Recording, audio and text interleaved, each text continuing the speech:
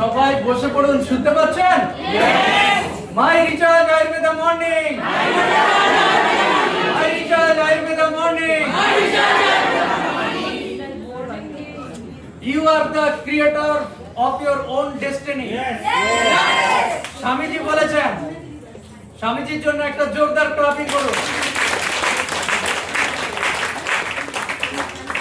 My dear friends, আমি ব্রজেন্দ্রনাথ সরকার, আমি কলকাতাতে থাকি বাই প্রফেশন। ওয়েস্ট বেঙ্গল গভর্নমেন্টের সেক্রেটারিয়েটে আমি কাজ করি। আর মাই রিচার্জ আমার সৌভাগ্য, আমি ভীষণ ভাগ্যশালী, আমি প্রচন্ড লাকি। আমি জানি না কিভাবে মাই রিচার্জ আমার জীবনে এসেছিল। আমার এখনো আমি ভাবতেই পারি না যে এত মানুষ আমার সঙ্গে আছে, এখনো আমি ভাবতেই পারি না যে এটা পাওয়ার মতো আমার যোগ্যতা আছে। জানি না আমি আগে কোনোদিন কোনো ভালো কাজ কিছু করেছিলাম হয়তো, বা আমার মা বাবার আশীর্বাদে এই সিস্টেম আমি পেয়েছি। মাই ডিয়ার ফ্রেন্ডস, আমি যখনই ভাবি যে এটা এই এতদিন ধরে এই সিস্টেমের সঙ্গে কিভাবে আমি রয়ে গেলাম, এটাই আমাকে বারবার ভাবায়। বহু মানুষের সঙ্গে আমি দেখা করেছি, বহু মানুষের সঙ্গে কথা বলেছি। আমারও অনেক সিনিয়র ছিল, আমার অনেক রয়্যালটি অ্যাচিভার ছিল। তাদের সামনে দাঁড়িয়ে এখন দেখছি তারা নেই, কিন্তু তারা কোনো না কোনো মানুষকে রেখে গেছে। তারা এখন আর নেই, কিন্তু একজন দুজন করে তারা রেখে গেছে। ফলে এই কাজ করার একটাই মূল মন্ত্র আমি দেখেছি, সেটা হচ্ছে ধৈর্য। ধৈর্য। আজকে এখানে অনেকে এসছে, কিন্তু বেশিরভাগ মানুষই আমাদের আসেনি। কেন? তারা কমফোর্ট জোনে রয়ে গেছে। দুনিয়াতে যারা অ্যাচিভার আছে, যত অ্যাচিভার আছে দুনিয়াতে, কোনো সায়েন্টিস্ট হতে পারে, কোনো বড় ডাক্তার হতে পারে, কোনো বড় বিজনেসম্যান হতে পারে, কেউ কখনো কমফোর্ট জোনে থেকে, মানে সহজ কথায় আরামে আরামে কোনো অ্যাচিভমেন্ট নেই। আরামে কি হবে? আপনার শরীর খারাপ হবে, এটাই হতে পারে। আরামে থেকে দেখুন, আজকের ডেটে আমরা এই দূর দূরান্ত থেকে, ওই রাখি ম্যাডাম কোথা থেকে এসছে? সুন্দরবন থেকে, বাদুড়িয়া থেকে অনেক বন্ধুরা এসছে, অনেক দূর থেকে অনেকে এসছে। তারা কিন্তু এই রবিবারের দিন আরামে ঘরে বসে থাকতে পারতো, কিন্তু তাদের সেই কমফোর্ট জোন থেকে বেরিয়ে তারা এখানে এসছে। অর্থাৎ আপনি যে অবস্থায় আছেন সেই অবস্থায় থেকে আপনার কোনো সফলতা হবে না, এটা গ্যারান্টেড। মাই ডিয়ার ফ্রেন্ডস, আমরা যদি বাড়িতে বসে থাকি, কোনো ছুটির দিন হতে পারে, কোনো আমাদের রেস্ট টাইম হতে পারে, এই সময়গুলো আমরা যদি বাড়িতে বসে থাকি, তাহলে আমাদের এই বিজনেস হবে না। এই বিজনেস খুব সহজ বিজনেস। এই বিজনেসে কোনো আপনাকে ক্যালকুলাস করতে হবে না। এই বিজনেসে আপনাকে নিউক্লিয়ার সায়েন্স, বড় বড় কোনো কিছু আপনাকে করতে হবে না। এই বিজনেস মানে সহজ সরল মানুষের জন্য। এই বিজনেস যারা ভালো, আমি দেখেছি যারা পড়াশোনায় খুব ভালো, তারা এই বিজনেস থেকে সেরকম অ্যাচিভমেন্ট নেই। পড়াশোনায় খুব ভালো, মানে ক্লাসে ফার্স্ট হয়েছে, অনেক অনেক ভালো ভালো সার্টিফিকেট আছে, রেজাল্ট আছে, দু একজন আছে, কিন্তু এই বিজনেসটা তাদের হয়েছে যারা সহজ সরল এবং যাদের স্বপ্ন আছে। সহজ সরল এবং স্বপ্ন আছে। যেমন আমি এত কিছু ভাই বুঝি না, কিন্তু আমার একটু ছোটবেলা থেকে মনে হয় যে আমার বাড়িটা একটু বড় হবে। আমার একটা, এখনো আমার মনে হয় আমার বাড়ির সামনে অন্তত 3টে গাড়ি যদি দাঁড়িয়ে থাকে তাহলে আমার সুখ। একটা গাড়ি না, আমার বাড়ির সামনে অন্তত একটা BMW থাকবে, একটা মার্সিডিজ থাকবে, একটা জাগুয়ার থাকবে। এরকম 3টে গাড়ি দাঁড়িয়ে থাকলে ভালো। অনেকে বলে তোমার বাড়ির সামনে এরকম এত জায়গা কেন রেখে দিয়েছে? বলবেন পুরা ওটা বুঝতে পারে না যে বাড়ির সামনে কেন জায়গা। তুমি বাড়িতে সামনে করতে পারতে, নাহলে একদম পিছনে করতে পারতে। এত জায়গা কেন রেখে দিয়েছো? এত জায়গা নষ্ট হবে। আমি তো ভাবছি এখানে আমার গাড়ি থাকবে, ভাই বাড়ির সামনে 3-4টে গাড়ি থাকবে, তাই না? তখনই তো মানে মনে হবে যে আমি একজন সফল মানুষ। কে কি ভাবছে সেটা বিষয় নেই। আমরা বেশিরভাগ মানুষ ভাবি যে লোকে কি বলবে, क्या कहेंगे लोग। সবচেয়ে বড় রোগ क्या कहेंगे लोग। এই যে লোকে কি ভাববে, আমি যদি এই প্রোডাক্টের কথা মানুষকে বলি, তাহলে লোকে কি বলবে। এই যে লোকে কি বলবে, এটা ভেবেই কিন্তু আমরা বলতে পারি না। আজকে যারা অ্যাচিভার হয়েছে, এখানে ক্রাউন, ডবল ডায়মন্ড যারা হচ্ছে তারা ভাবেই না যে আমি তাকে বললে সে কি ভাববে। এই জায়গা থেকে তারা বেরিয়ে এসছে। ফলে আপনাকে আমাকে যদি বড় অ্যাচিভার হতে হয় তাহলে বেশরম হতে হবে। সহজ কথা, বেশরমে আপনাকে পিএইচডি করতে হবে। একদম আপনার কোনো লজ্জা থাকলে হবে না, যার সঙ্গে দেখা হবে তাকেই আপনাকে বলতে হবে। যদি আমরা লজ্জা পাই, দ্বিতীয় হচ্ছে যদি আমরা ভয় পাই, তাহলে এই বিজনেস থেকে আমরা অ্যাচিভমেন্ট পাবো না। ফলে নাম্বার 1 কি, যে আমাকে কমফোর্ট জোন থেকে বেরিয়ে আসতে হবে। আর আমি কেউ যদি ভাবেন যে বাড়ি বসে বসে আমার হবে, কেউ যদি ভাবেন যে একটু দূর থেকে আমাকে মিটিং এ সেমিনারে যেতে হচ্ছে, আমি বাড়িতে বসে হবে না। আপনার যে ইনস্টিটিউশনে আপনি নিজেকে ডেভেলপমেন্ট করবেন, অর্থাৎ এই বিজনেসটা কি বিজনেস, এই বিজনেসটা হচ্ছে সেলফ ডেভেলপমেন্টের বিজনেস। দেখুন আজকে যারা এখানে অ্যাচিভার হচ্ছে, মাইরিচার্জের প্রোডাক্ট সেম, মাইরিচার্জের প্ল্যান সেম, মাইরিচার্জের ট্রেনার সেম, কিন্তু সেখানে দাঁড়িয়ে কিছু মানুষ অ্যাচিভার হচ্ছে আর কিছু মানুষ অ্যাচিভার হতে পারছে না। তার মধ্যে দুটো ডিফারেন্স আছে। একটা ডিফারেন্স হচ্ছে যারা অ্যাচিভার হয়েছে তাদের বিগ ড্রিম আছে, আর দ্বিতীয় হচ্ছে তারা নিজেকে তৈরি করেছে। যারা অ্যাচিভমেন্ট পাচ্ছে না তাদের এই দুটো জায়গায় দেখবেন ঘাটতি আছে। তার বড় স্বপ্ন নেই, আর সে যেখানে এই লার্নিং এর জায়গায় সেখানে কনসিস্টেন্সি নেই, ডিসকন্টিনিউটি। মানে এখানে দেখুন আজকে অনেক মানুষ অ্যাবসেন্ট রয়েছে। আমি অনেককে বলেছিলাম যারা আমাদের টিমে আছে, সেই সমস্ত মানুষরা কিন্তু আজকে এখানে আমি দেখতে পাচ্ছি না একজনকে, এবং তারা গ্যারান্টেড যে তারা আগামী দিনে অ্যাচিভার হতে পারবে না। তাহলে ধারাবাহিকতা, কন্টিনিউটি, কনসিস্টেন্সি, এটা নেটওয়ার্ক মার্কেটিং এ লাগবেই লাগবে। স্যার কি বলেন যে বরফ দিয়ে ঘর বানানোর মতো এই বিজনেসটা, বরফ দিয়ে ঘর বানানোর মতো। কারণ আপনি যদি বরফের পর বরফ তাড়াতাড়ি সাজান তাহলে একটা ঘর বানাতে পারবেন, আর একটা বরফ সাজিয়ে যদি আপনি দেরি করেন তাহলে ওই বরফটা গলে যাবে, আপনার আর ঘর বানানো হবে না। ফলে আজকে যে জয়েন করছে, আমি যদি তাড়াতাড়ি আরো কিছু মানুষকে তার নিচে কাজ করে জয়েন করাতে পারি, সেক্ষেত্রে তিনি যখন ইনকাম পাবেন তিনি আমাদের ভবিষ্যতে তিনি লিডার হবেন। ফলে এই বিজনেস কি ফ্লাইটের মতো। ফ্লাইট, এই বিজনেস মানে আস্তে আস্তে হবে না, আস্তে আস্তে হলে যারা আছে তারাও ছেড়ে যাবে। আস্তে আস্তে হলে কি হচ্ছে, আপনি হয়তো কিছু ইনকাম পাচ্ছেন, আপনার টিমের লোক কিছু ইনকাম পাচ্ছে না, দেখবেন আস্তে আস্তে করলে আপনার যারা আছে আগামী দিনে তারাও চলে যাবে। ফলে আপনাকে স্পিডের বিজনেস, এটা যারা স্পিডে করবেন, কাকি ম্যাডাম বললো না যে অফার, এখানে মূল মন্ত্র হচ্ছে অফার। অফার মানে কি স্পিড, অফার মানে স্পিড। ফলে যদি আমি, যারা অনেকে এখানে আছে আমি জানি যে তারা স্মার্ট কনজিউমারও করেন, কি করে আমি বুঝলাম? এখানে অনেকে বসে আছে যে এখানে আমরা যখন ডায়মন্ড ক্লাব ডেকেছি তখনও আসেনি, যখন স্মার্ট কনজিউমার বলেছি তখনও তারা আসেনি। তার মানে কি, তারা ডায়মন্ড ক্লাবও করে না, স্মার্ট কনজিউমারও করে না। তাহলে তারা কি করে? তারা ডায়মন্ড ক্লাব করে না, স্মার্ট কনজিউমার করে না, তাহলে তারা কি করে? মাই রিচার্জ করে। আপনাকে অ্যাচিভার হতে গেলে কিছু না কিছু আপনাকে এই যে কেন করে না, তার কমফোর্ট জোনে থাকে। ভাবছে যে 600 বিবি করলে আমার কাউকে শেয়ার করতে হবে না, 600 বিবি করলে আমার আর প্রোডাক্ট কেনার জন্য টাকা দিতে হবে না। কিন্তু আপনাকে ওখান থেকে কমফোর্ট জোন থেকে বেরিয়ে এসে একটা প্রেসার নিতে হবে। আপনি যখন প্রেসার নেবেন তখনই তো ডায়মন্ড ক্লাব করতে পারবেন, যখন আপনি প্রেসার নেবেন তখনই তো ডায়মন্ড হতে পারবেন, যখন আপনি প্রেসার নেবেন তখনই তো ডবল ডায়মন্ড হতে পারবেন। আমরা বুঝতে পারছি তো? যারা এখনো কোনো অফার করেননি, মানে স্মার্ট কনজিউমারও করেননি, ডায়মন্ড ক্লাবও করেননি, তারা কখনো ডায়মন্ড হতে পারবেন না, আর তারা কখনো নেটওয়ার্ক মার্কেটিং এ অ্যাচিভার হতে পারবেন না। এখানে যত অ্যাচিভার আছে সবাই ডায়মন্ড ক্লাব করে। Yes or yes? হতে পারে তারা 3 মাস বা 1 মাস হয়তো স্মার্ট কনজিউমার করেছিল।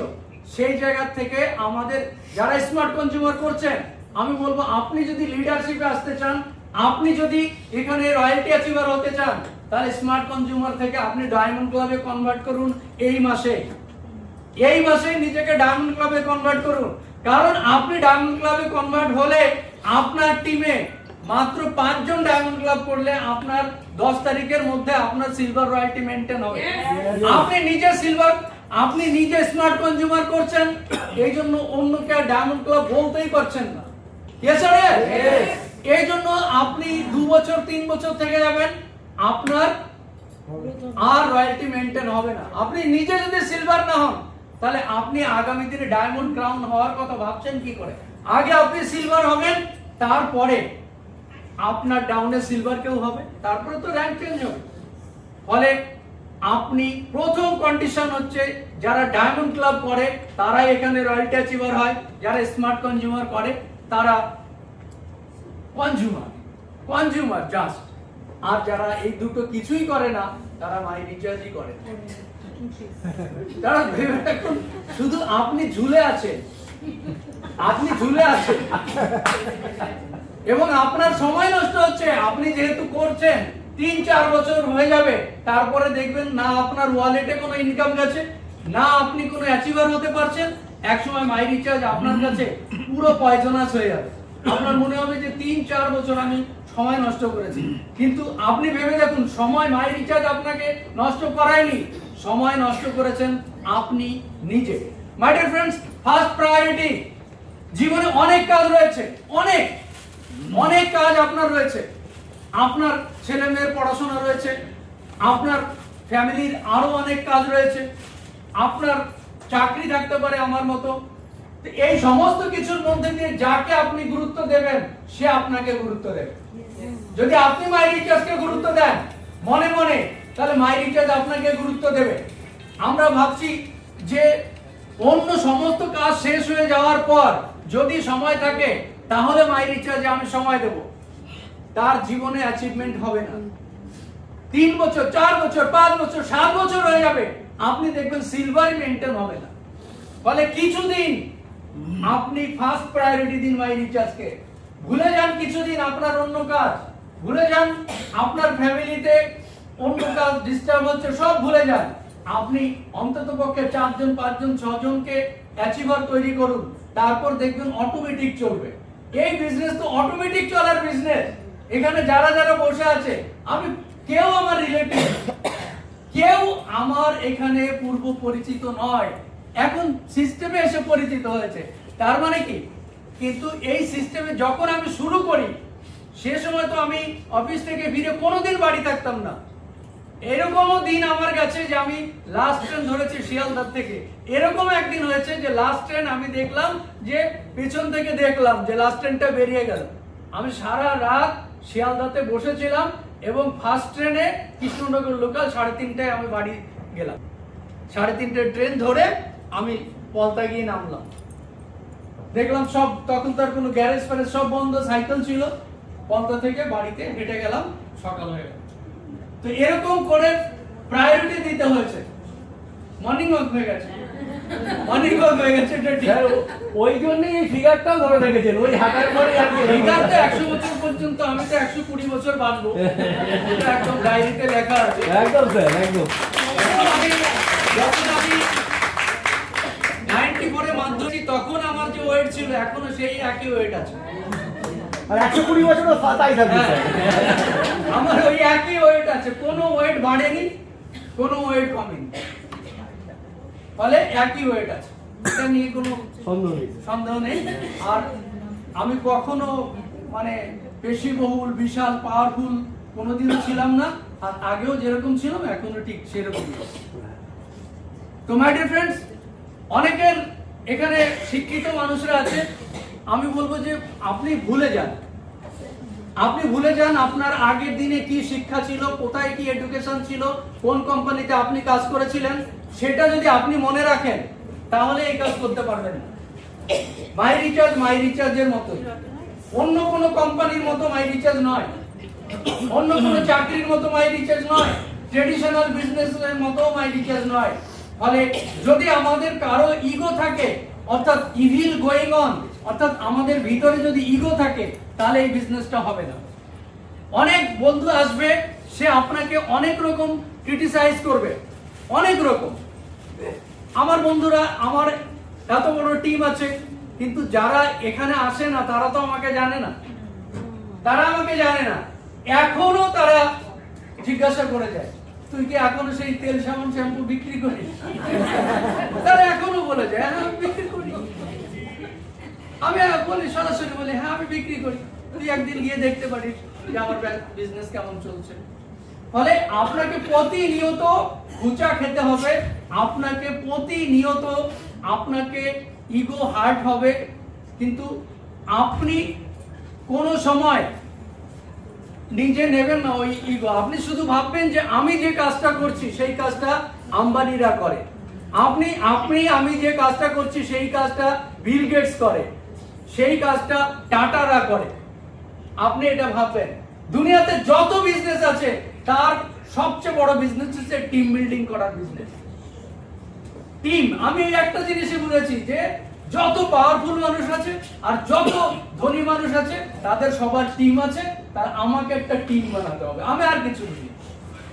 আমি একটা জিনিসই বুঝেছি যে যারা ধনী মানুষ তাদের সবার টিম আছে, আর যারা পাওয়ারফুল মানুষ, পলিটিক্যাল পারসন, তাদের সবার টিম আছে। ধনী মানুষ, আমির মানুষ, তাদের সবার টিম আছে, তাহলে আমার একটা টিম বানাতে হবে। এই টিম বানানোর জন্য আমি এখানে আমার সমস্ত টাইম, আজ 12 বছর হয়ে গেছে, 12 বছরে যে টিম হয়েছে সেই টিম খুবই ছোট একটা টিম হয়েছে। কিন্তু আবার বলবো যে এটা ছোটও নয়, এটা ছোট নয়। আমি একা ছিলাম, তাই না? একা আমি আসতাম। প্রথম আমি কাকে জয়েন করিয়েছিলাম? প্রথম আমার বাড়িতেই থাকে আমার মাসির ছেলে, আমার ভাই, তাকে আমি জয়েন করিয়েছি। তার নিচে আমার একটা বড় টিম রয়েছে, তার ইনকাম 0। তারপরে আমার অফিস থেকে আমি স্যারকে জয়েন করিয়েছি, এবং স্যারের মাধ্যমে আরো অনিল স্যার, এরা সব, স্বপন স্যার, সবাই এসেছিল আমাদের অফিস কলিগ। তো এই যে একজন করে মানে জাল বুনে যাওয়া, একজন করে জাল বুনে যাওয়া, এই ধৈর্যটাই বেশিরভাগ লোকের নেই। এখানে অনেক কিছু শিখতে হয়, কিন্তু আমি এখনো বুঝিনি কি শিখতে হয়।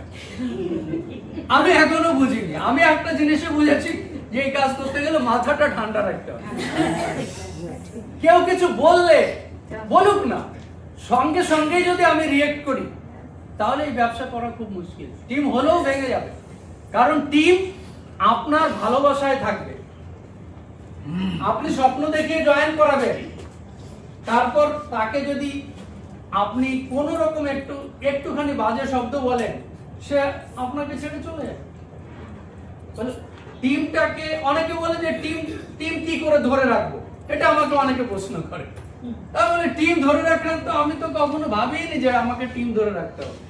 আমি এই পর্যন্ত এত বছর ধরে আমার টিমের কোনো মানুষের সঙ্গে আমার মনে হয় না যে আমার কোনো রকম একটু দ্বিধাদ্বন্দ্ব হলেও তার সঙ্গে কোনো খারাপ কথা আমি বলেছি। আমার অনেক সময় রাগ হয়, কিন্তু আমি কিছু বলি না, চুপ করে থাকি। আমার যদি রাগ হয় আমি আর তার সঙ্গে কোনো তর্ক করি না, আমি জানি একটু পরে আমার রাগ মিটে যাবে। ফলে টিম অটোমেটিক হবে। আপনি ট্রেনিং, সেমিনার, মিটিং, ওয়ার্কশপে আসুন, যেখানেই হবে সেখানেই আপনি আসুন, আর মাথাটা ঠান্ডা রাখুন। মাথা ঠান্ডা না রাখলে, আমি অনেক জানি, কিচ্ছু হবে না তাতে। আমি যদি মানে সমস্ত কিছু ভালো জানি, আমি বেসিক জানি, আমি মানুষকে মোটিভেট করতে জানি, আমি সমস্ত কিছু জানি, কিন্তু দেখা যাচ্ছে যে আমি এমন কিছু শব্দ ব্যবহার করলাম, কারণ শব্দই হচ্ছে এখানে সব। সেই লোকটা যদি আমাকে পছন্দ না করে তাহলে মাই রিচার্জকে পছন্দ করবে না, সেই লোকটা মাই রিচার্জের প্রোডাক্টকেও পছন্দ করবে না। ফলে আবার আমি বলবো, এটা হচ্ছে সেলফ ডেভেলপমেন্টের বিজনেস। সেলফ ডেভেলপমেন্ট, নিজেকে ডেভেলপ করুন। মাই রিচার্জের ইনকামের আগে স্যার বারবার বলে না, if you want to earn, learn first. এখানে কি লার্নিং? আমরা ভাবি যে ইনভাইট শিখলে হবে, আমরা ভাবি যে এখানে ক্লোজিং শিখলে হবে, আমরা ভাবি এসটিপি শিখলে হবে, আমি ভাবি বিহেভিয়ার ঠিক করলে হবে। আপনি ভালো ব্যবহার করুন মানুষের সঙ্গে। প্ল্যান তো পরে শোনে, মানুষ জয়েন করার পরে প্ল্যান শোনে। আগে বলে তুই কি করিস বল, সেটা আমি করব, তারপর জয়েন করার পর তারপরে এইভাবে টাকা আসে। প্ল্যান পরে দেখাতে হয় যদি বিহেভিয়ার ঠিক থাকে। কিন্তু প্ল্যান দেখিয়েও মানুষকে আনা যায়। প্ল্যান দেখিয়ে কি, আমার হার্ডলাইনের যে রেফারেন্স তার সঙ্গে ভালো রিলেশন আছে, ওখানে রিলেশনটাই কাজ করছে। আপনার প্ল্যান দেখে কেউ জয়েন করছে না। রাখি চাকি ম্যাডামের নিচে অনেক লোক জয়েন করছে, প্ল্যান দেখাচ্ছে জয়িতা ম্যাডাম। জয়িতা ম্যাডামের প্ল্যান থেকে বেশি গুরুত্বপূর্ণ হচ্ছে রাখি চাকি ম্যাডামকে কত মানুষ পছন্দ করে। কতজন দেখা যাচ্ছে যে 6 মাস ধরে জয়েন করে আছে, তার রয়্যালটি হচ্ছে না। আবার কেউ 2 মাসের রয়্যালটি হচ্ছে। এটা দিয়ে আমরা কি বুঝতে পারি? এটা দিয়ে একটাই বুঝতে পারি, অতীতে আপনি কত লোকের সঙ্গে ভালো ব্যবহার করে রেখেছেন, অতীতে কত লোককে আপনি হেল্প করেছেন। আমি যখন শুরু করেছি সেই সময় যার কাছে আমি গেছি, আপনারা বিশ্বাস নাও করতে পারেন, আমি যার কাছে গেছি সেই সবাই জয়েন করেছে। সেই সময় মানি মার্কেটিং এর রমরমা বাজার, মানে সবাই বিভিন্ন জায়গায় মানি মার্কেটিং চলছে। সেই সময় আমি মাই রিচার্জ নিয়ে যখন গেছি, সবাই আমাকে বলেছে যে তুই তো কোনোদিন কোনো কিছু নিয়ে আসিসনি, তুই যেটা নিয়ে আসছিস এটা নিশ্চয়ই ভালো হবে, কি করতে হবে বল। আমি গেছি জয়েন করেছে, আমি গেছি জয়েন করেছে। আমার মনে আছে যে 200 পেয়ারে আমাদের তখন সিলভার রয়্যালটি অ্যাচিভার হতো। 200 পেয়ার মানে এদিকে 200 জন, এদিকে 200 জন, তখন মাল্টি আইডি নেওয়া যেত। তো আমার 60 পেয়ার হয়েছে, 60 পেয়ার এক মাসে। আস্তে আস্তে আমি জানতাম না প্ল্যান, আস্তে আস্তে 60 পেয়ার হয়েছে। তো সেই মাসেই অরুণ মজুমদার স্যারের সঙ্গে আমার দেখা, স্যারের জন্য একটা ক্লাবিং করবেন, অনেক কিছু। অরুণ মজুমদার স্যারের সঙ্গে দেখা, স্যার আমাকে বললো যে তোমার আর 140 পেয়ার করতে হবে, তুমি তাহলে এই মাসেই রয়্যালটি অ্যাচিভার হতে পারো, মাসের প্রথমে।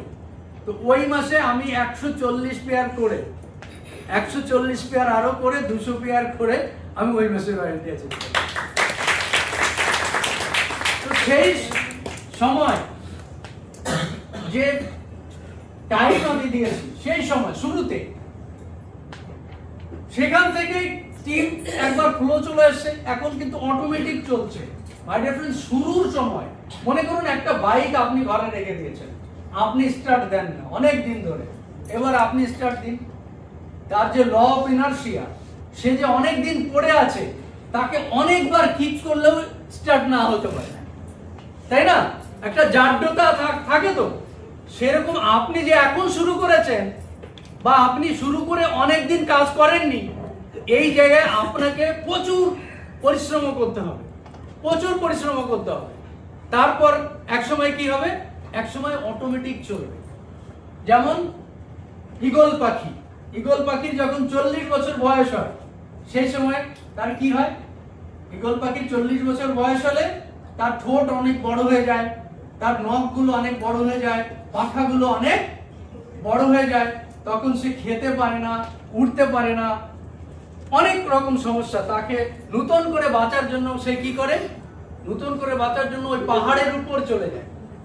পাহাড়ের উপর গিয়ে সে নিজের যে পাখাগুলো, পালকগুলো ঠোকর মেরে মেরে সমস্ত পালকগুলোকে তুলে ফেলে।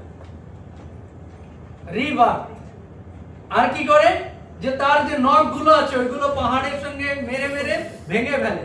ঠোঁটগুলো যে লম্বা হয়ে যায়, সেটাকে আবার মেরে পাহাড়ের সঙ্গে মেরে সে কিন্তু ভেঙে ফেলে। সেই সময় কি হয়? তার প্রচুর রক্ত ঝরে, তার প্রচন্ড কষ্ট হয়, কিন্তু সে জানে এইভাবে যদি আমি নিজেকে এই নখ, ঠোঁট আর পালক এইগুলো যদি না তুলি, তাহলে এখন আমার মৃত্যু অনিবার্য। কিন্তু এইটা করার পর 40 বছরের পর আরো 30 বছর কিন্তু সে ভালোভাবে বাঁচতে পারে। ডিয়ার ফ্রেন্ডস, যারা ভাবছেন যে কমফোর্ট জোনে আছি, আরামে হয়ে যাবে, কিছুদিন আপনার বাইরে বেরিয়ে আপনার নখ, ঠোঁট এগুলো ভাঙতে হবে। বুঝতে পারছেন? নখ, ঠোঁট কিছুদিন বাইরে বেরিয়ে ভাঙতে হবে, কিছু পালক আপনাকে ছিঁড়তে হবে, তাহলেই আপনার এখান থেকে বড় টিম হবে। তার জন্য হতে পারে আপনার বাড়ির লোকে আপনার পা টেনে ধরতে পারে, তাই না? কিন্তু কেউ আপনাকে টেনে ধরে আটকাতে পারবে না। অনেক এক্সাম্পল সামনেই বসে আছে, আমি কারোর নাম বলবো না। অনেক এক্সাম্পল সামনেই বসে আছে, তাদের নাম বলবো না। এখন অনেক বড় অ্যাচিভার হয়ে গেছে, তারপরেও তাকে পারলে পায়ে শিকল দিয়ে রাখে, এরকম লোক এখানে আসে। বুঝতে পারছেন? কিন্তু কোনোদিনও আপনার এই জার্নি স্মুথ হবে না। কোনোদিনও এই জার্নি আপনার স্মুথ হবে না। আপনি ভাবছেন যে একটুখানি বড় অ্যাচিভার হলে হয়তো স্মুথলি চলবে, টিম স্মুথলি চলবে, কিন্তু যারা আপনাকে বাধা দিচ্ছে সেই মানুষ বেশিরভাগ লোকই আপনাকে বাধা দিতে থাকবে। আর এটা ভেবে রাখুন যে আপনার কাছে চ্যালেঞ্জ যখন আসে, যত বড় চ্যালেঞ্জ আসবে সামনে আপনার আরো বড় অ্যাচিভমেন্ট আসবে। যখন চ্যালেঞ্জ বেশি আসে তখন সামনে বেশি বড় অ্যাচিভমেন্ট আসে, এটাই নিয়ম। কারণ রাত যখন গভীর হয় ভোর তত কাছে আসে। রাত যখন গভীর হয় ভোর তত কাছে আসে। বলে চ্যালেঞ্জ আসছে মানে আপনি ধরে নিন, কিন্তু কথা আছে, চ্যালেঞ্জ আসার পরে আপনি যেন কুইট না করেন। এখানে কেউ ফেলিওর হয় না, নেটওয়ার্ক মার্কেটিং এ কেউ ফেলিওর হয় না। এখানে কি হয়, না হলে কুইটার, না হলে অ্যাচিভার। যারা স্যার বলে না, जो टिकेगा वो जीतेगा, जो टिकता है वो जीतता है। তো এখানে এই জায়গাটা চ্যালেঞ্জ প্রচুর। আমি একটা কথা বলি, মনে করুন যে কাজে কোনো চ্যালেঞ্জ নেই, সবাই সেটা করতে পারে, সেটা কি করে লাভ কি আছে? কি লাভ আছে? লাভ আছে না। মনে করুন যে এই বছর মাধ্যমিকে সবাই 100% নম্বর, সবাই 100% নম্বর পেয়েছে, তাহলে সেই 100% এর কি দাম আছে? দাম আছে? এমন এক সময় ছিল যে 75% পেলে সবাই ধন্য ধন্য করত, তাই তো? দেখতে আসতো কিনা জানি না, বলতো যে না তুই ভালো রেজাল্ট করেছিস, এবং 75% পেলে ধরেই রাখতো যে এ হয়তো ডাক্তারিতে চান্স পেয়ে যাবে, এরকম। কিন্তু আজকের ডেটে আমি দেখছি যে 90% পেলে তাদের বলা হয় কোনো খারাপ রেজাল্ট। 90% পেলে, মোটামুটি 95 এর উপরে পেলে বলছে না মোটামুটি আছে। তো মাই ডিয়ার ফ্রেন্ড, যদি এখানে চ্যালেঞ্জ না থাকতো তাহলে সবাই অ্যাচিভার হয়ে যেত। তো সহজ ফর্মুলা বলি কিভাবে বিজনেসটা করবেন। আপনারা যারা সামনের লাইনে বসে আছে তাদের দেখলেই আপনি বুঝতে পারবেন।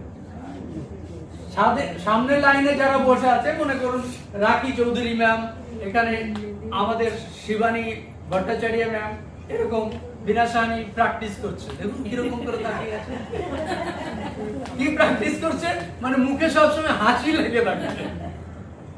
এটা হচ্ছে খুশি খুশি থাকার বিজনেস। তো দেখুন সিম্পল। আচ্ছা, কার মনে হয় যে এই বিজনেসটা কঠিন, তারা একটু হাত তুলবেন, একটু হাত তুলুন। কেউ হাত তুলছে, বুঝে গেছে যে স্যার কি শুনতে চায়, এটা বুঝে। শুনুন, আপনি যখন ভাববেন যে এটা খুব কঠিন, তখন এটা আপনার কাছে কঠিন, আরো কঠিন হয়ে যাবে। আর যদি আপনি ভাবেন যে এই ব্যবসাটা খুব সহজ, তাহলে সহজ হয়ে যাবে। কারণ এটা আপনার ভাবনার উপর ডিপেন্ড করছে। অনেকে ভাবে যে আমাকে আরো কি শিখতে হবে, কিছু শিখলেই এই বিজনেসটা হবে না, যদি আপনি মানুষের সঙ্গে হাসি মুখে কথা বলতে না পারেন, এই বিজনেসটা হবে না। আর একটা কৌশল আছে, সেটা হচ্ছে আপনার বয়সের থেকে অন্তত পক্ষে 10 বছর আপনাকে কম দেখতে হবে। জয়গুরু কোথায় গেলেন? এই ম্যাডামের বয়স কেউ বুঝতে পারবেন? জয়গুরু আমি বলবো না, আমাকে কানে কানে বলে গেছে।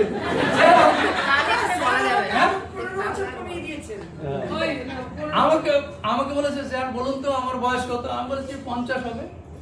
বলছে আরো 15 বছর বেশি। তা আমি বললাম যে আপনার বিজনেসটা কি করে হচ্ছে? 65 বছর ওনার বয়স। তো ওনার সেম এজের যারা আছে তারা দেখবেন কেউ মানে উঠতে পারে না, তাই তো? কেউ বিছানায় শুয়ে আছে, কেউ হাঁটতে পারে না। তাদের কাছে গিয়ে উনি তো দেখাচ্ছে যে দেখো আমি এখনো কিরকম স্ট্রং আছি, এখনো কিরকম স্ট্রং আছে।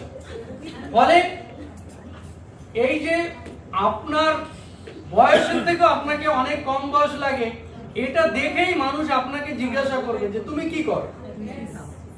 কেউ যদি আপনাকে নিজে জিজ্ঞাসা না করে যে তুমি কি করো, তত সময় হওয়া মুশকিল।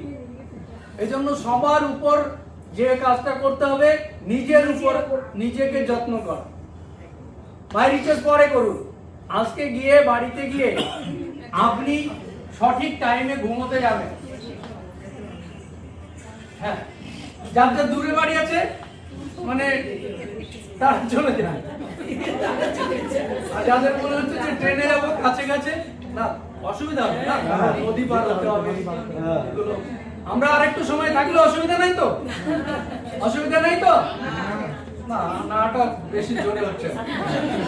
আর একটু সময়, মাত্র 40 হয়ে গেছে, আর 10 মিনিট,